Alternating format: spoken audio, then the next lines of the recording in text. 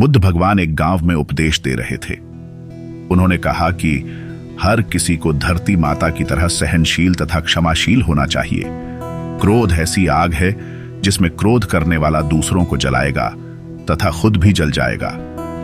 सभा में सभी शांति से बुद्ध की वाणी सुन रहे थे, लेकिन वहां स्वभाव से ही अतिक्रोधी एक ऐसा व्यक्ति भी बैठा हुआ था जिसे ये सारी बातें बेतुकी लग रही थी। वह कुछ देर ये सब सुनता रहा, फिर अचानक ही आग बबूला होकर बोलने लगा, तुम पाखंडी हो, बड़ी बड़ी बातें करना यही तुम्हारा काम है। तुम लोगों को भ्रमित कर रहे हो। तुम्हारी ये बातें आज के समय में कोई मायने नहीं रखती। ऐसे कई कटु वचनों सुनकर भी बुद्ध शांत रहे। अपनी बातों से ना तो वह दुखी हुए, ना ही कोई प्रतिक्रिया की। यह देखकर वह व्यक्ति और भी क्रोधित हो गया और उसने बुद्ध के मुंह पर थूककर वहां से चला गया। अगले दिन जब उस व्यक्ति का क्रोध शांत हुआ तो उसे अपने बुरे व्यवहार के कारण पछतावे की आग में जलने लगा और वह उन्हें ढूंढते हुए उसी स्थान पर पहुंचा। पर बुद्ध कहाँ मिलते, वह तो अपने शिष्यों के साथ पास वाले एक अन्य गांव निकल चुके थे। व्यक्ति ने बुद्ध के बारे में लोगों से पूछा और ढूंढते ढूंढते जहां बुद्ध प्रवचन दे रहे थे वहां पहुंच गया। उन्हें देखते ही वह उनके चरणों में गिर पड़ा और बोला, मुझे क्षमा कीजिए प्रभु। बुद्ध ने पूछा, कौन हो भाई, तुम्हें क्या हुआ है, क्यों क्षमा मांग रहे हो? उसने कहा, क्या आप भूल गए, मैं वही हूं जिसने कल आपके साथ बहुत बुरा व्यवहार किया था। मैं शर्मिंदा हूं, मैं मेरे दुष्ट आचरण की क्षमा याचना करने आया हूं।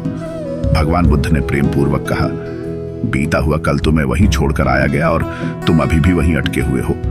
तुम्हें अपनी गलती का आभास हो गया, तुमने पश्चाताप कर लिया, तुम निर्मल हो चुके हो। अब तुम आज में प्रवेश करो। बुरी बातें तथा बुरी घटनाएं याद करते रहने से वर्तमान और भविष्य दोनों बिगड़ते जाते हैं। बीते हुए कल के कारण आज को मत बिगाड़ो। उस व्यक्ति का सारा बोझ उतर गया। उसने भगवान बुद्ध के चरणों में पड़कर क्रोध त्याग का तथा क्षमाशीलता का संकल्प लिया। बुद्ध ने उसके मस्तिष्क पर आशीष का हाथ रखा। उस दिन से उसमें परिवर्तन आ गया और उसके जीवन में सत्य, प्रेम व करुणा की धारा बहने लगी। मित्रों, बहुत बार हम भूत में की गई किसी गलती के बारे में सोचकर बार बार दुखी होते और खुद को कोसते हैं। हमें ऐसा कभी नहीं करना चाहिए। गलती का बोध हो जाने पर हमें उसे कभी ना दोहराने का संकल्प लेना चाहिए और एक नई ऊर्जा के साथ वर्तमान को सुदृढ़ बनाना चाहिए।